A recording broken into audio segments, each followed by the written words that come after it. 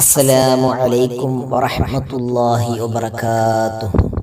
പ്രിയപ്പെട്ട സഹോദരി സഹോദരന്മാരെ, നിങ്ങൾ ഏത് ജോലി ചെയ്യുന്ന ആളുകളുമാകട്ടെ, ആ ജോലിയിൽ നിങ്ങൾക്ക് വലിയ ബറക്കത്തും വലിയ സന്തോഷവും വലിയ അഭിവൃദ്ധിയും ഉണ്ടാകാൻ, അതായത് ഏത് ജോലിയും, നിങ്ങളൊരു കച്ചവടം ചെയ്യുന്ന ആളാണ്, ആ കച്ചവടം നന്നായി നടക്കാൻ, മറ്റേതെങ്കിലും ബിസിനസ് ചെയ്യുന്നവരാണ്, ആ ബിസിനസ് വളരെ ഉഷാറായി നടക്കാൻ ഒരാത്മീയമായ പരിഹാര മാർഗം.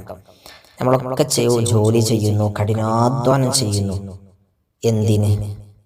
നമ്മുടെ മക്കൾക്ക് എന്തെങ്കിലുമൊക്കെ സമ്പത്തുണ്ടാക്കി കൊടുക്കണം, അതേപോലെ മക്കളെ നന്നായി നോക്കണം.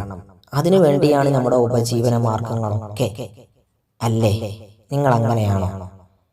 എന്നിട്ട് ആ ഉപജീവന മാർഗം ശരിയാവാതെ, ജോലി നടക്കാതെ, അല്ലെങ്കിൽ കച്ചവടം നടക്കാതിരുന്നാൽ നിങ്ങൾക്ക് പ്രയാസമുണ്ടാകില്ലേ? തീർച്ചയായും ഉണ്ടാകുമല്ലോ.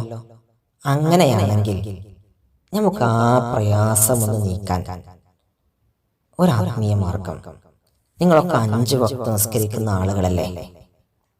ആണ്. 5 വക്ത് നിസ്കരിക്കുന്നവനാണല്ലോ വിശ്വാസി. അല്ലെങ്കിൽ പിന്നെ എന്ത് പറയുന്നു? അവരോട് ഇത്തരം കാര്യങ്ങളൊന്നും പറഞ്ഞിട്ട് കാര്യമില്ല. 5 വക്ത് നിസ്കരിക്കാത്തവർ കൃത്യമായി നിസ്കരിക്കണം. എന്നിട്ട് ശേഷം സ്വലാത്തു നാരിയ എന്ന് പറയുന്ന നാരിയത്തു സ്വലാത്ത്, അല്ലാഹുമ്മ സ്വല്ലി സ്വലാത്തൻ കാമില വസല്ലിം സലാമൻ താമ്മൻ അലാ സയ്യിദിനാ മുഹമ്മദിൻ അല്ലദി, ആ തുടങ്ങുന്ന സ്വലാത്തു നാരിയ, ഇത് നിങ്ങൾക്കൊക്കെ കാണാം. ആ നാരിയത്ത് സ്വലാത്ത് 11 തവണ എല്ലാ ഫർദ് നിസ്കാരങ്ങൾക്ക് ശേഷവും ചൊല്ലിയിട്ട് 2 കൈകളും അള്ളാഹുവിലേക്ക് ഉയർത്തി ഒന്ന് ആത്മാർത്ഥമായി ദുആ ചെയ്ത് നോക്കൂ.